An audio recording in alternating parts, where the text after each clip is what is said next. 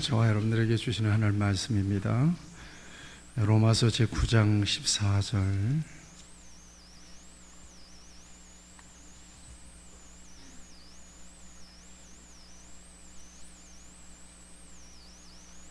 로마서 9장 14절에서 24절까지는 말씀 기록된 계시 말씀을 제가 봉독할 때에 하나님께서 진리의 말씀을 밝혀주시길 바랍니다. 그런즉 우리가 무슨 말을 하리요? 하나님께 불의가 있느냐? 그럴 수 없느니라.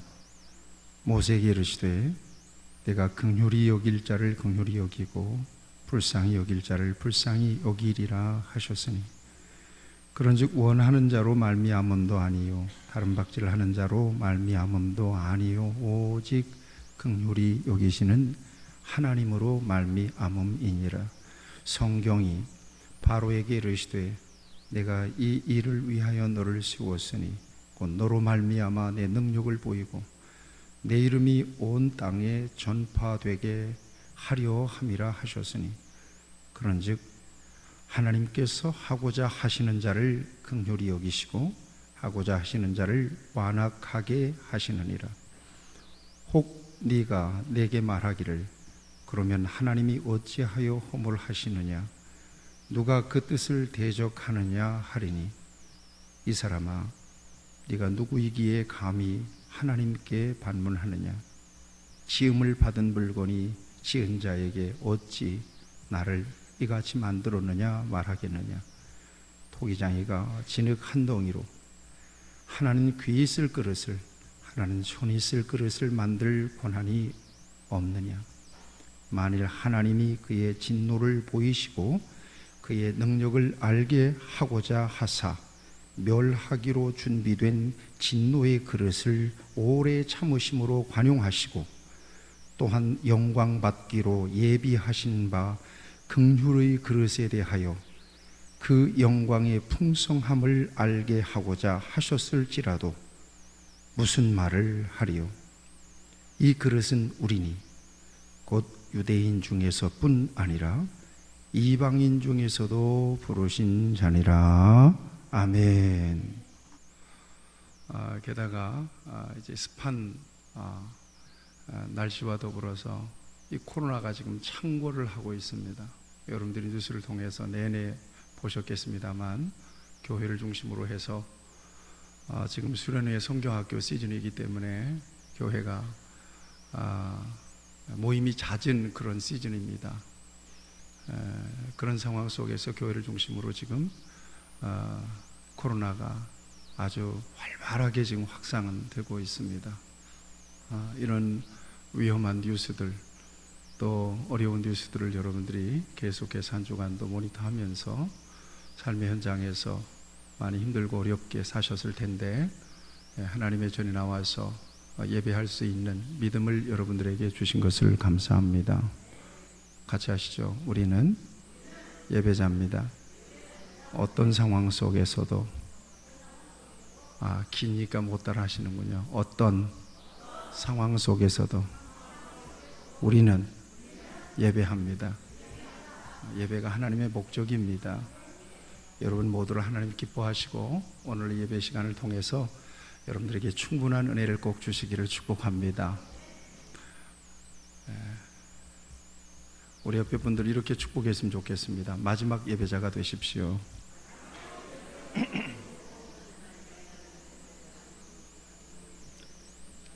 오늘 찬양대 찬양이 은혜롭죠? 네? 그렇죠? 네, 아주 중요한 메시지를 주고 있습니다. 기도는 어떤 상황 속에서도 누구도 막을 수가 없습니다. 또 어디서도 할 수 있습니다. 여러분 기도하시기 바랍니다. 기도는 하나님께서 들으세요. 기도해야 저와 여러분들, 또 이 땅의 교회와 세상을 살릴 수가 있습니다. 하나님의 역사의 주인 되시기 때문에 그렇습니다. 자, 오늘은 선택에 대한 말씀들을 좀 나누려고 하는데요. 로마서는 새벽마다 지금 계속해서 큐티를 하고 있는 중에 제 마음속에는 로마서에 그냥 계속 머물러 있었으면 참 좋겠다. 그래서 로마서 끝나면 다시 로마서 또 돌아가고 해서 로마서에 그냥 머물러 있었으면 참 좋겠다 할 정도로 참 귀한 진리의 말씀을 이 로마서가 담고 있습니다. 요지는 어떤 건가 하면 하나님께서 정하신 의, 하나님의 은혜로 우리에게 허락하신 의의 실체 되시는 예수 그리스도 안에서만 구원이 있다, 하나님 만날 수 있다 하는 거거든요. 그럼 어떤 사람이 하나님을 만날 수 있느냐? 그건 모른다. 그건 하나님의 의지에 달려있다 하는 것입니다. 중요한 건 내가 그 하나님의 그 구원의 의지에 포함되어 있다는 거예요. 이 사실에 놀랍고 이 사실에 감격스러운 거예요. 그래서 우리가 어떤 상황 속에서 예배하고 또 하나님을 위한 삶을 고백하고 또 우리가 하나님의 은혜와 사랑을 이렇게 신뢰하고 낙심하지 않는 것은 바로 그 은혜 때문에 그런 거예요. 우리 빈내리 성도들이 그 은혜에 강력하게 붙들려 계시기를 축복합니다. 자, 오늘은 선택에 대한 말씀을 나눌 텐데, 여러분들 제가 제 설교를 들으시니까 저는 이제 일반적으로 이렇게 쭉 이렇게 가는데 그 속에서 여러분들에게 주신 합당한 말씀을 여러분들이 들을 수 있으면 참 좋겠습니다. 요지는 간단하고도 요지는 아주 핵심적으로 있습니다. 이것을 이렇게 가는 중에 성령께서 저와 여러분들을 좀 터치해 주시기를 바랍니다. 일반적인 선택에 대한, 그 다음에 무엇을 선택할 수 있을 것인가, 왜 사람들은 자주 선택에 대한 실패를 할 것인가, 하나님은 어떤 선택을 하시는가, 하나님은 왜 나를 선택하셨는가, 여기까지예요. 여기까지. 이게 이제 오늘의 설교의 요약인데, 여러분들이 들으시면서 함께 이 말씀 속에서 다시 중심은 뭐냐? 하나님 나를 선택하셨다 하는 거예요. 같이 고백할까요? 하나님은 나를 선택하셨다. 여기에 대한 깊은 묵상이 필요해요. 그럼 나는 어떤 존재냐는 거예요. 하나님은 어떤 뜻으로 나를 선택하셨나? 뭘 보고 나를 선택하셨나? 이게 사실은 결론이고, 이것이 선택받은 입장에서 평생 동안 갖고 묵상하고 새록새록 그 속에서 뭔가 하나님의 은혜를 발전시켜야 될 지점이에요. 여기에서 뭔가 터져야 돼요. 자꾸. 왜 하나님은 나를 선택하셨을까? 왜 하나님은 나를 이렇게 아끼시나? 왜 하나님은 나를 위해서 예수님 보내셨고 나를 위해서 이 큰 사랑을 베푸시나? 어떤 모습을 보고 나를 부르셨나? 그렇게 선택하시고 나를 구원하셨을 뿐만 아니라 하나님 나를 부르셔서 또 일을 맡겨주셨네. 왜 나를 이 일을 맡겨주셨나? 이건 늘 물음표예요. 언제나 퀘스천 마크가 붙어 있어요. 왜 그런가 하면 하나님의 선택은 위대해요. 온전해요.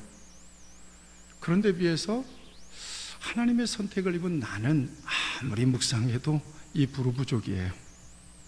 그러니까 이 갭을 은혜로 메꾸고 있는 거란 말이에요. 그 은혜에 대한 묵상이 오늘 저와 여러분들의 현재의 그리스도인의 삶이 돼요.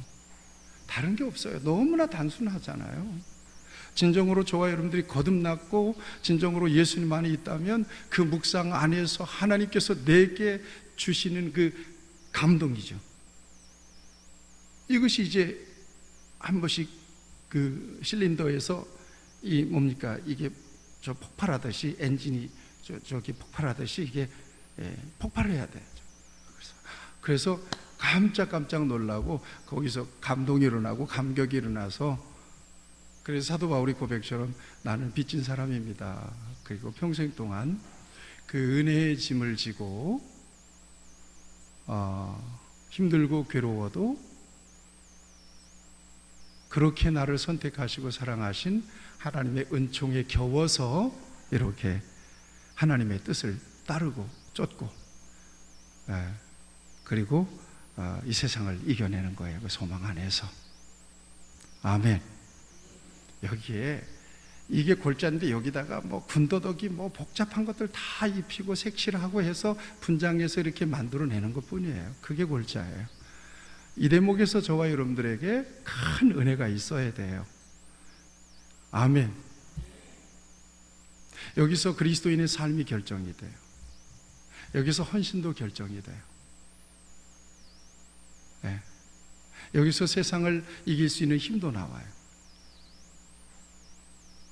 여기에서 진정한 하나님의 사랑과 축복도 느끼고 경험할 수 있어요. 그 지점이에요. 이게 약해지면 힘들어져요. 그 감격이 약해지면, 배터리가 떨어지면 희미해져요. 내가 세상에 있는지 세상 밖에 있는지 잘 분별이 잘 안 돼요. 교회 안에 분명히 있고 내 안에 신앙 고백이 있음에도 불구하고 환경에 너무나 휘둘리는 거예요. 내려놓아지질 않는 거예요. 네. 그러나 이게 분명해요. 그래도 하나님은 나를 선택하시고 내가 하나님의 선택의 그 구원의 반열 안에 서 있다. 아멘. 이 땅에서 영원까지.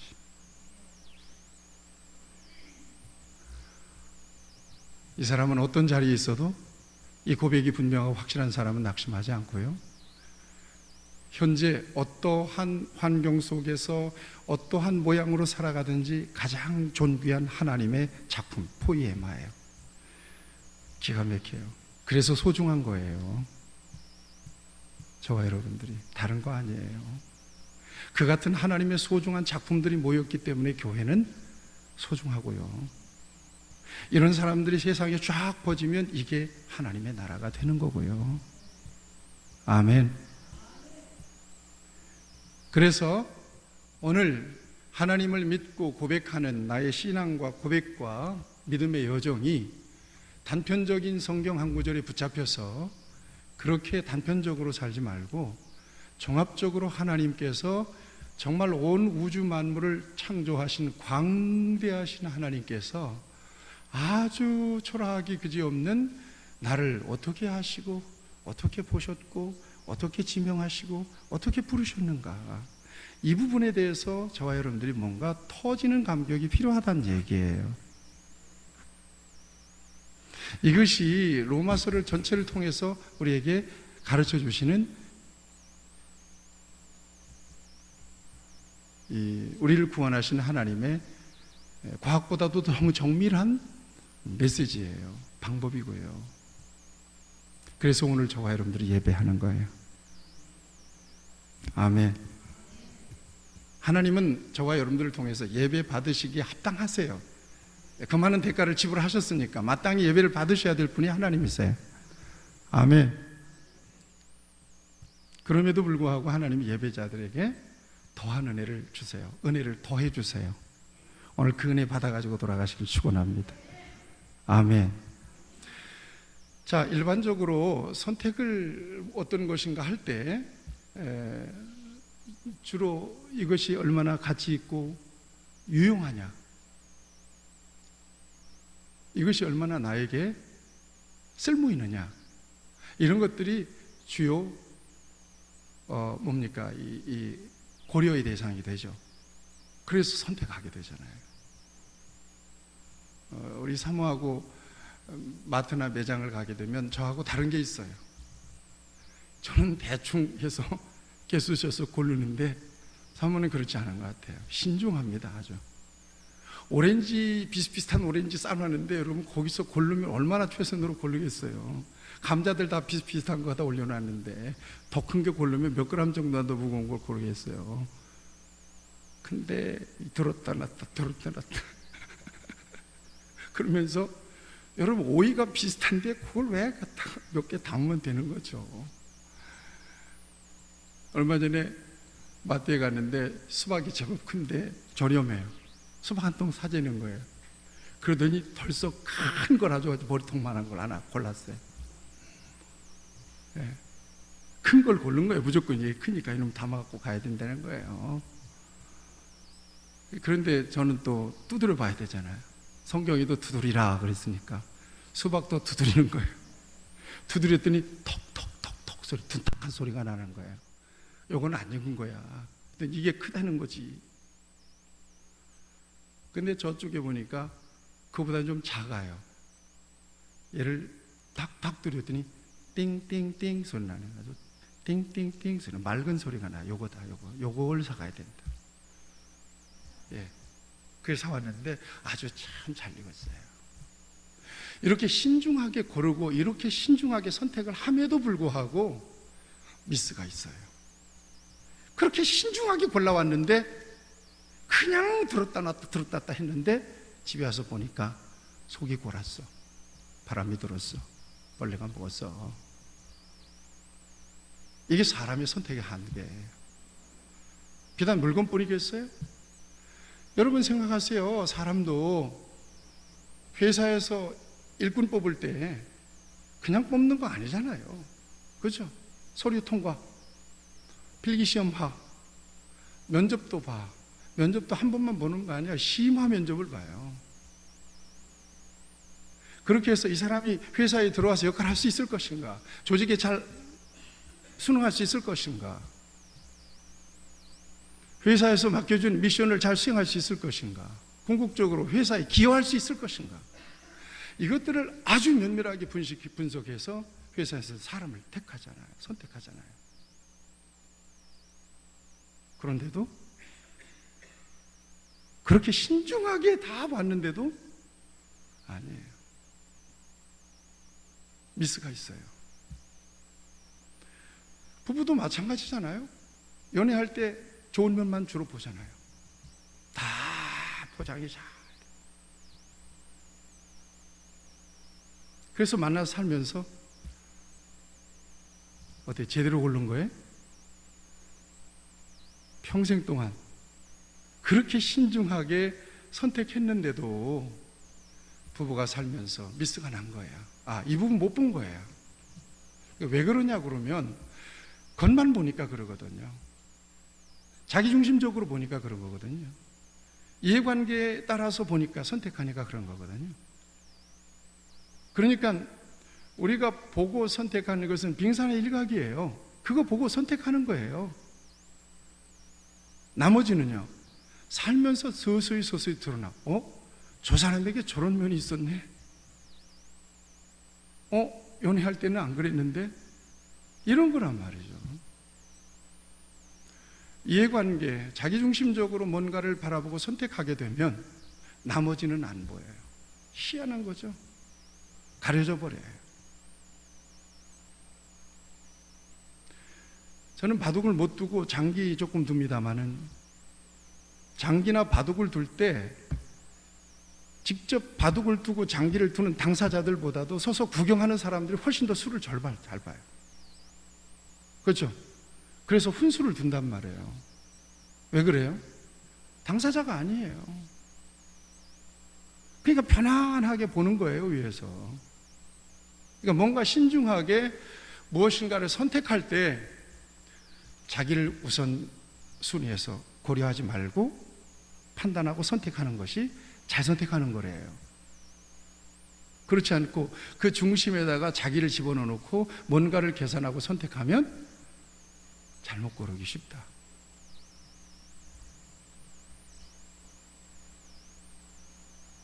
그래서 성경은 선택을 아주 신중하게 하라 이렇게 얘기하는데 어떤 선택을 주로 성경은 하라고 그러는가 하면은 참 힘들어요. 변치 않는 걸 선택하래요. 이게 성경의 선택의 기준입니다. 변치 않는 걸 선택해라. 그 다음에 영원한 것 선택하라. 그 다음에 위의 것을 선택하라. 이거 성경 구절 다 있어요. 오늘 예배를 속하게 진행을 해야 되기 때문에 대략 여러분들이 잘 이해하고 따라오시죠? 아멘. 뭘 선택하라고요? 성경은 변치 않는 것 선택하라. 그 다음에 영원히 있는 걸 좀 선택해봐라. 그 다음에 위에 있는 것 선택하라 하는 거예요. 그러니까 이런 것들이 공통점이 어떤 거예요? 이게 절대적인 거예요. 상대적인 거 아니에요. 세상적인 게 아니라 어떤 거예요? 영적인 거예요. 인간관계 속에서 이해관계에 얽혀 있는 것이 아니라 하나님과의 관계 속에서 같이 있는 것들이에요. 이런 것들을 선택하면 후회 없다는 거예요. 요약해서 얘기하면 무엇을 선택해야 되느냐? 하나님을 선택하면 된다는 거예요. 같이 하시죠. 하나님을 선택하라. 하나님을 선택하면 후회 없어요. 하나님을 선택하면 후회 없는데 하나님이 좋아하실 만한 것을 선택하면 후회 없어요. 그럼 하나님을 선택하고 하나님이 좋아하는 것을 선택하려면 뭐가 있어야 돼요? 믿음이 있어야 되겠죠. 그러니까 믿음 안에서 허락된 것을 선택하는 것은 후회 없어요. 후회 없어요, 정말. 그래서 예수님께서 마태복음 6장 33절에서 너희는 먼저 그의 나라와 그의 의를 구하라. 그의 나라와 그 의를 구하면 후회 없어요. 나머지 이래도 되고 저래도 되고 이럴 수도 있고 저럴 수도 있는 상대적인 것, 세속적인 것, 물리적인 가치들은 그 나라와 그 의를 먼저 구하면 자동으로 와. 이 모든 것을 너희에게 더하여 주시리라. 그 하나님이 다 아신다. 우리가 진짜 선택하고 집중해야 될 것은 하나님이라는 거예요. 영적인 가치라는 거예요. 거기에서 저와 여러분들이 만족할 수 있으면 나머진 오케이.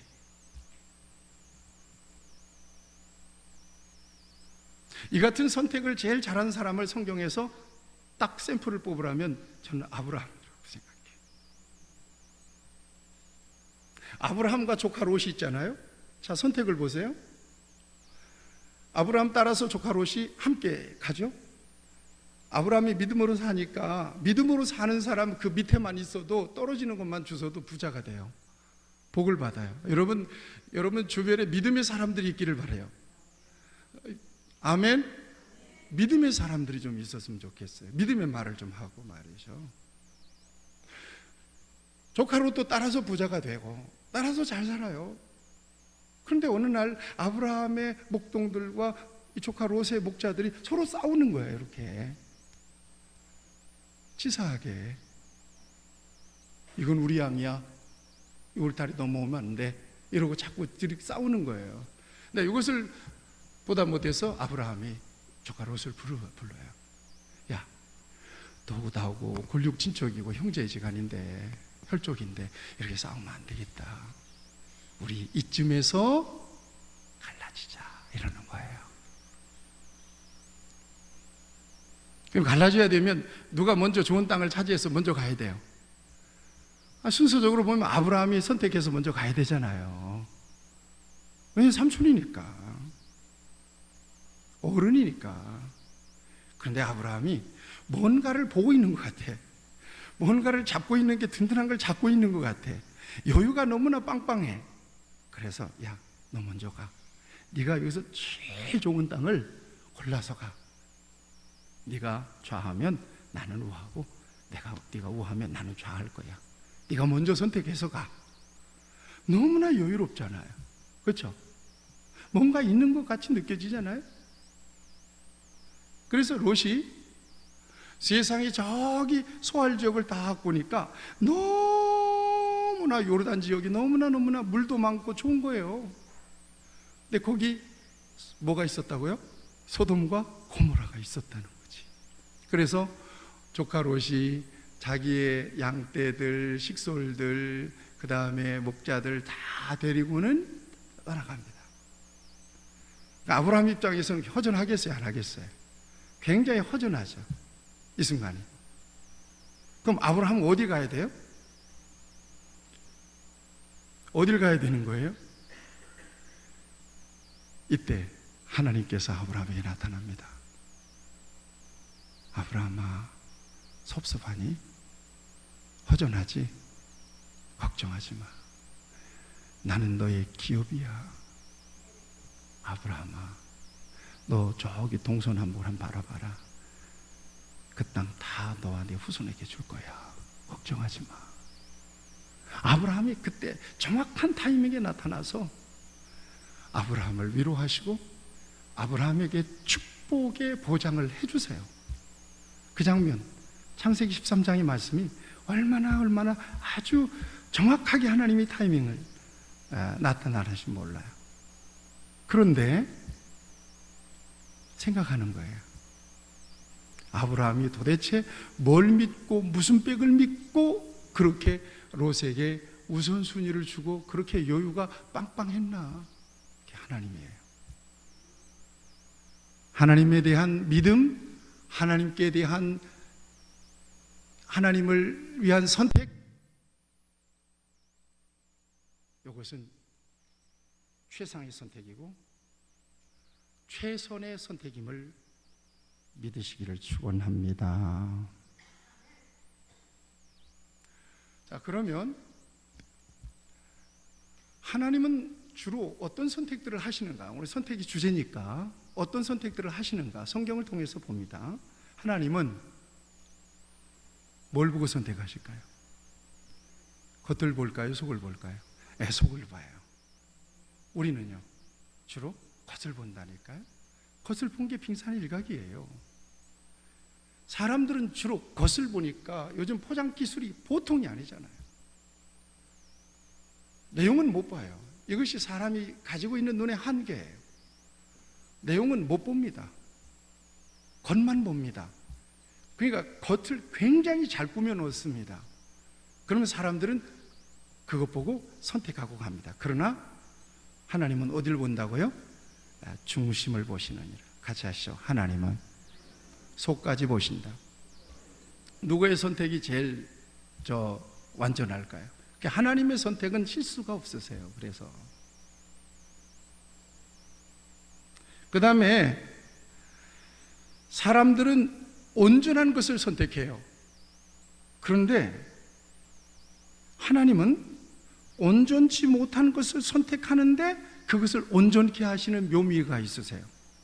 사람들은 온전한 것을 선택하지만 결국 온전치 못해요. 그게 선택한 게. 근데 하나님은 비리비리해요. 온전치 못한 것을 선택하는데 보니까 그것을 온전한 것으로 만들어서 하나님은 쓰시는 그런 놀라운 역사를 나타내세요. 성경을 보니까. 그래서 성경 한 구절을 대드리면 고린도전서 1장 26절이에요.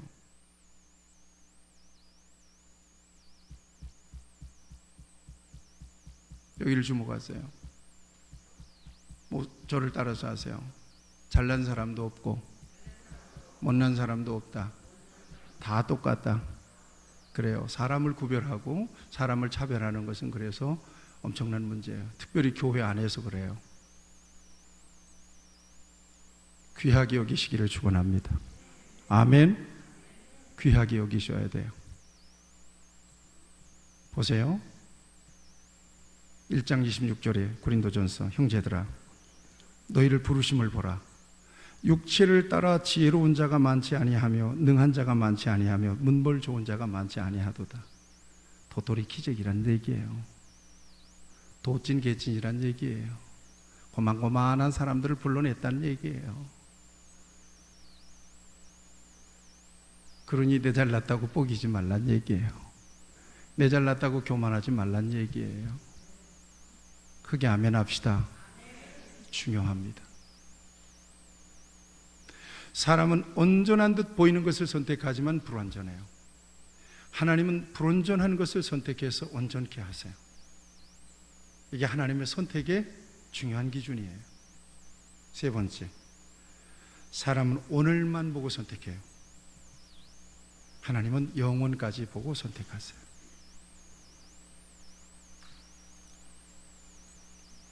옛말에 우선 먹기 꽃감이 달다는 말이 있어요. 이게 일반적으로 모든 사람들이 가지고 있는 본성적인 특징입니다. 그래서 순간 자기에게 이룰 것 같으면 그거 잡아버려요. 멀리 못 보는 거예요.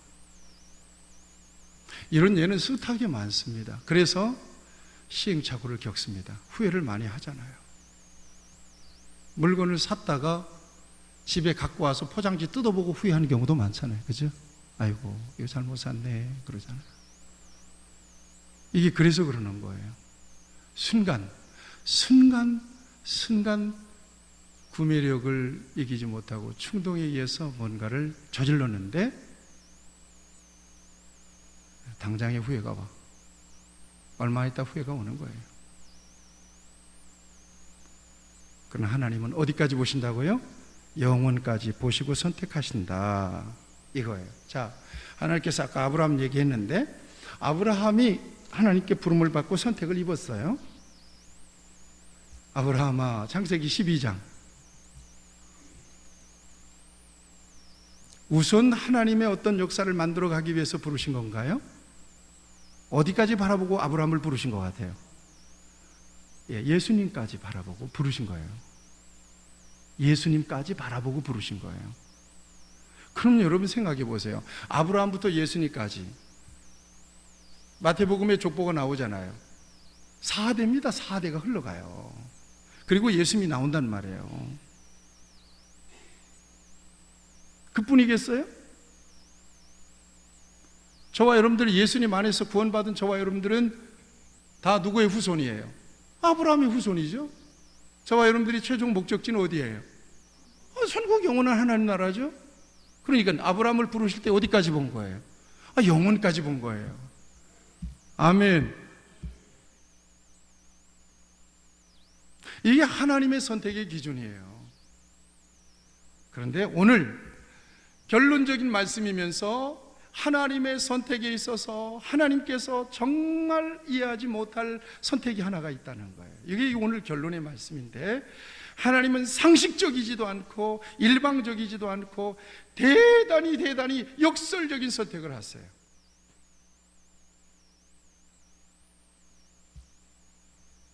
이해할 수 없어요. 설명이 안 돼. 이런 경우 어때요? 제가 언뜻 어디에서 본 장면인데 이게 찾아보니까 없어요.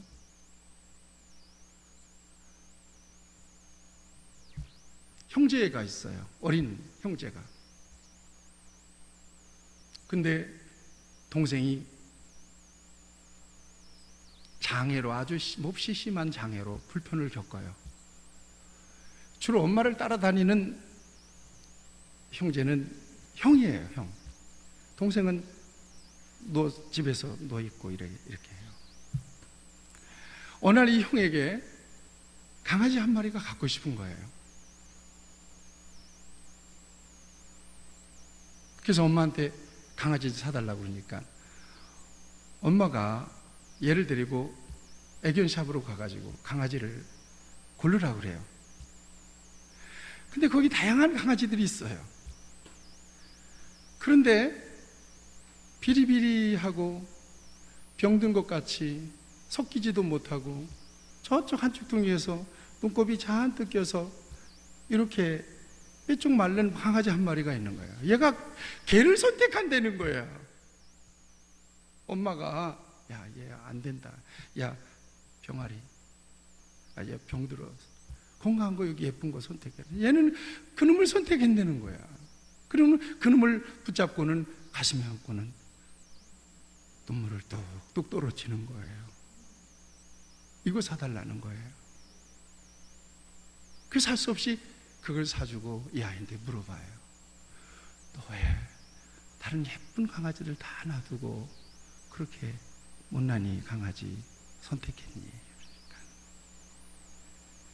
이 아이 마음속에 병들어 있는 자기 동생에 대한 깊은 마음이 있었던 거예요.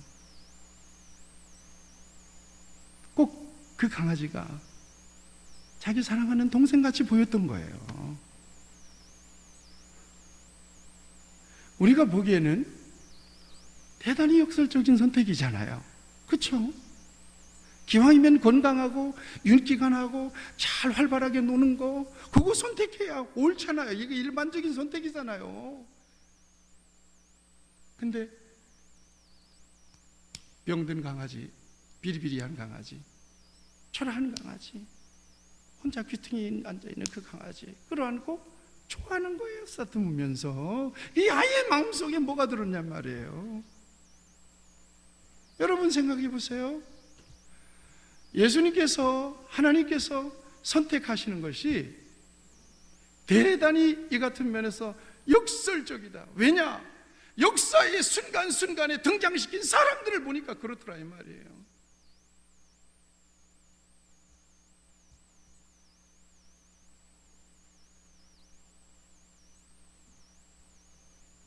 온전한 사람이 없어요.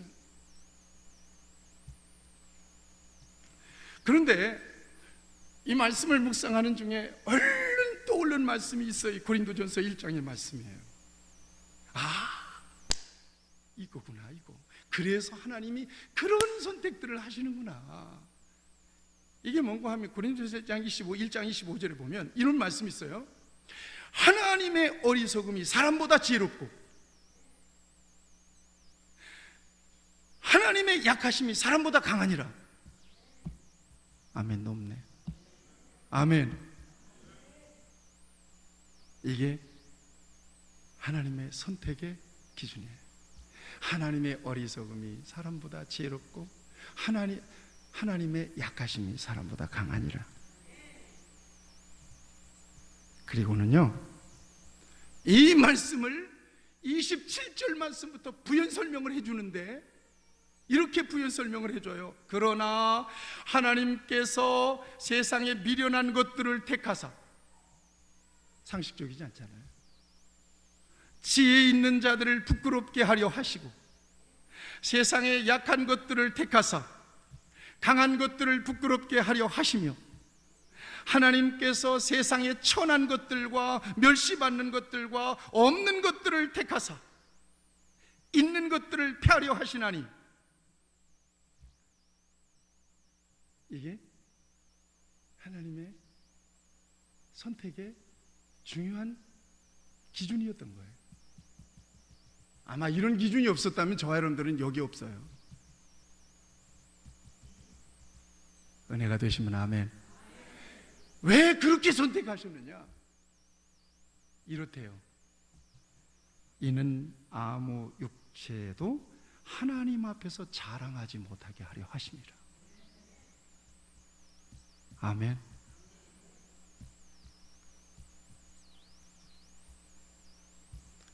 자랑할 게 없다는 거예요.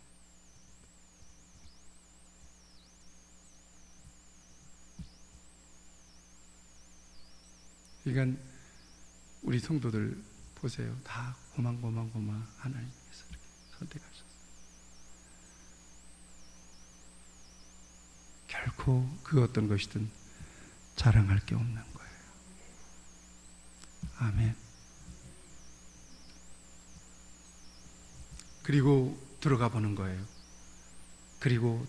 거예요. 하나님께서 나를 선택해 주심에 대해서 한번 깊이 들어가 보는 거예요. 하나님은 나를 어떤 기준으로 선택하셨나? 무엇을 보고 선택해 주셨는가?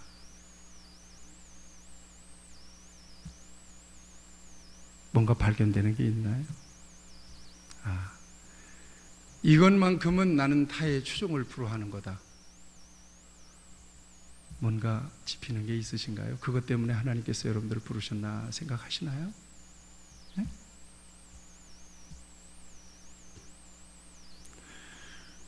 성경은 모든 사람이 죄를 지었음에 하나님의 영광에 이르지 못하더니 의인은 없나니 하나도 없다.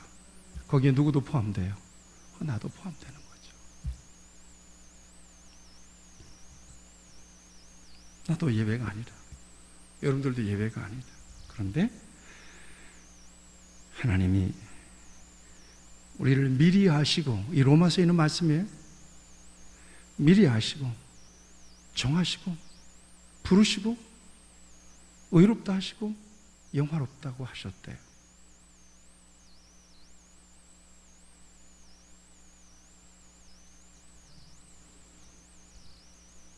이 같은 선택은 나보다 더 잘나고 똑똑한 사람들이 알면 큰일 날 일입니다. 그죠? 자, 이제 여기를 보세요. 하나님은 그렇게 저와 여러분들을 뭐 하나 변변한 게 하나도 없는데도 불러냈어요. 이 대목에서 저와 여러분들이 뭔가 은혜와 하나님께 대한 사랑과 감동이 폭발하지 않으면 그건 신앙 아니에요.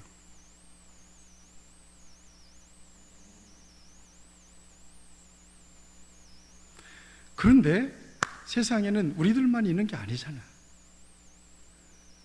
여러분들이 살면서 느끼지만 예수님 안 믿고 떵떵거리며 사는 사람들 대단히 많습니다.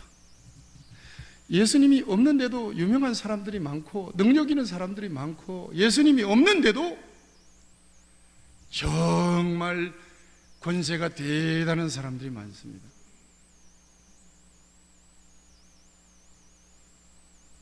이런 사람들의 입장에서는 분명히 하나님 앞에 컴플레인의 이유가 됩니다.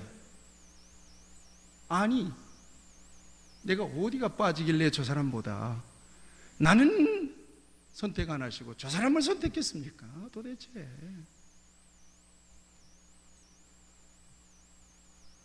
아니, 왜 하나님이 이런 불만을 살 만한 선택을 하셔가지고 괜히 욕먹고 괜히 불만을 사고 그러시나요? 상식적으로 좀 좋은 사람들 선택해서, 똑똑하고 말 잘하는 사람들 선택해서, 아주 유능한 사람들 선택해서, 그거 봐, 이 정도 되니까 내가 선택한 거야 라고 했으면 아무 문제 없어요. 그렇잖아요. 아니, 왜 저 사람은 선택하고 왜 나는 선택하지 않아? 야, 비교해봐. 너 서울대 나왔어? 너 수학 이거 풀어? 너 얼마나 가지고 있어? 너 얼마나 배웠어? 그래서 선택한 거야. 이유가 되잖아요. 근데 전혀 하나님은 저 사람은 왜 선택하고 나는 버렸습니까? 라고 얘기하는데, 하나님이 선택하는 사람들 보면 다 쫄짜들이야. 하나님이 할 말이 없어. 그치, 모르겠다. 내가 정신이 잠시 깜빡했나 봐. 저런 사람을 선택한 거 보니까. 그런데 하나님은 이 대목에서 대단히 단호하십니다. 불만 있냐? 내가 그렇게 선택했는데. 이제 이 대목에서 사람들이 왜 저런 사람들 선택하고 나는 버리셨어요? 왜 나는 선택하지 않으셨어요? 이 대목에서 하나님께서 장면을 보면, 제가 설정한 장면이에요. 하나님이 나를 싹 끌어다니면서 딱, 자, 이건 내가 선택한 건데 불만이 있냐? 할 말이 있어? 그래서 어쩔 건데? 그래서 어쩔 건데? 내가 했어. 그래서 어쩔 건데? 너 불만이 있어?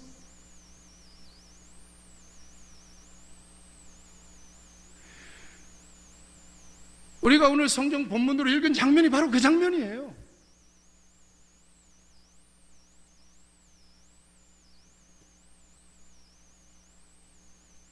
(15절) 말씀을 보면,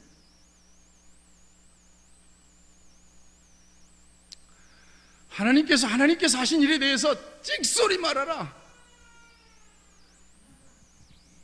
찍소리 말어. 군소리 하지 마. 내가 있어. 그래. 어쩔 건데? 그러는 거예요. 여러분, 그럼 여기 잘 보세요. 여기를 봐셔야 돼요. 자, 이런 상황 속에서 하나님이 그렇게 하나님의 선택을 나를 통해서 정당화시키시면서, 그래서 어쩔 건데라고 말씀하시는 것까지는 좋은데, 나를 두둔 내 선택이, 하나님, 나를 선택하신 하나님의 선택이 옳았다고 말씀하시는 그 순간에 하나님의 품 안에 안겨 있는 내 입장에서는 어떻게 했느냐는 거예요. 상상이 갔어요? 내 입장에서는 너무나 머리를 들 수가 없고 고개를 들 수가 없는 거예요. 내가 생각해도 저 사람이 나보다 낫거든요. 근데 하나님 나를 선택해 놓으시고는 왜 날 버리셨어요? 그 사람이 나하고 비교해서 뭐가 그렇게 잘났다고 그 사람을 선택하고 왜 나를 외면하셨어요? 그럴 때 왜 불필요한 불만을 그렇게 받으시나 나 때문에. 그러고 나는 죄송스러워서 견딜 수가 없는 거예요. 그렇지만 하나님은 글쎄 그런 것 같기도 하고 내가 글쎄 미안한 것 같기도 하고 이러지 않으세요. 그렇게 당당하실 수가 없어요. 18절 보세요. 15절을 보세요. 나는 자비를 베풀고 싶은 사람에게 자비를 베풀고 동정하고 싶은 사람을 동정하는 사람이다. 동정한다. 내 마음이란 얘기죠. 자비를 베풀고 싶으면 자비를 베풀고 동정하고 싶은 사람은 내가 동정하는 거다. 그래서 어쩔 건데?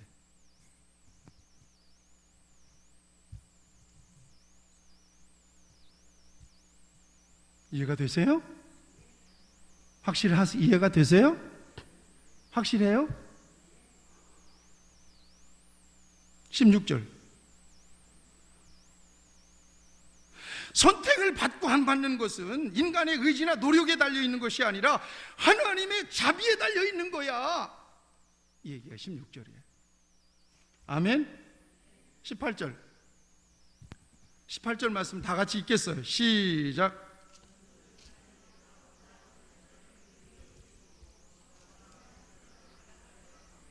아멘.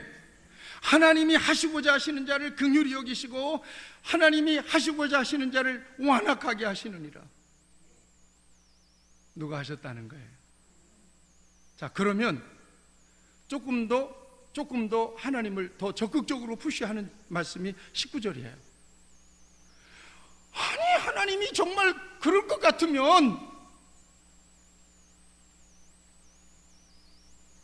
우리에게 잘못이 있다고 나무라실 것도 없고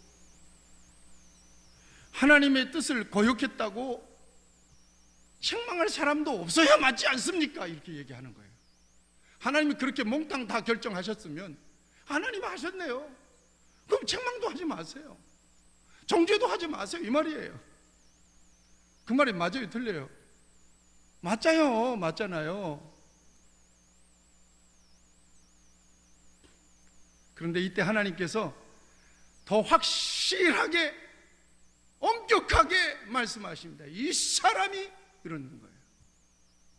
이 사람아. 그러면서 하신 말씀이 20절 21절이에요 다 같이 읽겠습니다. 시작.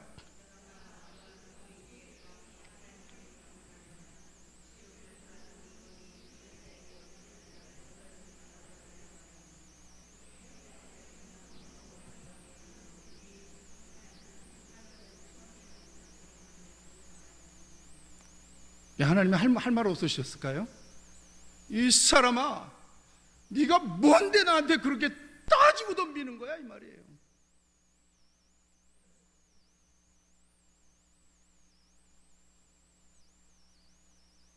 그러면서 토기장이 홍기장이가 지능 한 덩어리 가지고 귀 있을 그릇을 만들고 천 있을 그릇을 만들 자격이 없느냐는 거예요. 진흙덩어리 한 줌이 무슨 창조주 하나님께 그렇게 되느냐 이 말이에요. 이해가 가시면 아멘. 누구 때문에? 누구 때문에? 누구 때문에 하나님께서 지금 이렇게 말씀하고 계시는 거예요? 나 때문에. 나 같은 것 때문에 라고 해야 되죠. 나 같은 거 선택하셔서 이렇게 하나님이. 자, 그런데 내 입장에서 보면, 잘 들으셔야 돼요. 내 입장에서 보면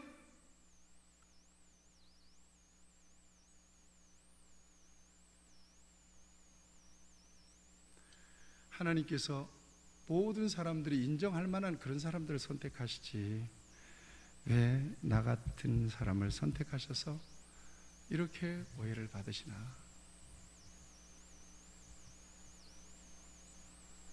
부차하게 이런 설명까지, 변명까지 하셔야 되나 하는 겁니다.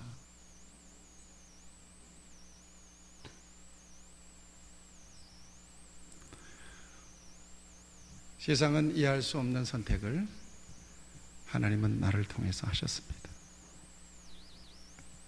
이것이 오늘 내가 하나님 앞에서 가지는 선택의 은혜요, 내게 주신 구원의 은혜요, 내게 주신 축복의 전부입니다. 결론입니다. 그러면 어떻게 살 것인가? 그러면 어떻게 살 것인가? 그러면 어떻게 살 것인가? 이것이 저와 여러분들의 남은 숙제가 되시기를 축복합니다. 기도하십시다.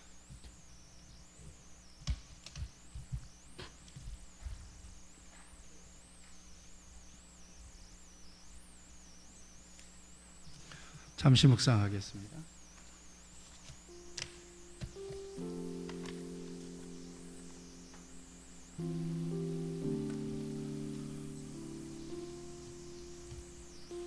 그러면 이제 어떻게 할 것인가? 그러면 이제 나는 어떻게 살아야 되는가?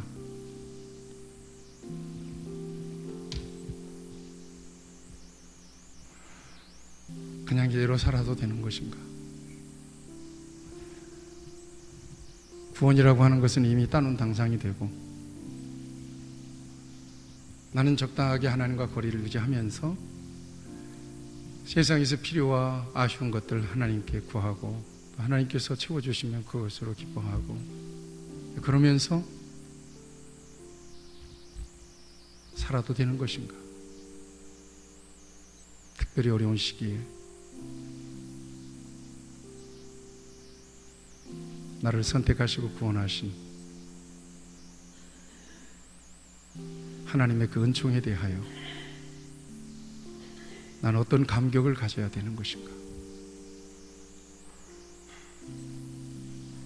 여러분들의 마음속에 이 은총에 대한 변변치 않은 것들, 소위 무지르기 같은, 마른 막대기 같은 우리를 선택하시고 나를 선택하신 것에 대해서 정당성을 강력하게 선포하시는 그 하나님 앞에서 몸둘 바를 모르는 은총에 겨우고 감격해서 그렇게 응답하며 살아야 되지 않겠는가 하는 것입니다. 민내리 성도들에게 이런 철든 신앙이 있기를 바랍니다. 좋으신 아버지, 오늘 말씀을 통해서 내게 주신 은혜를 다시 확인시켜 주시니 감사합니다.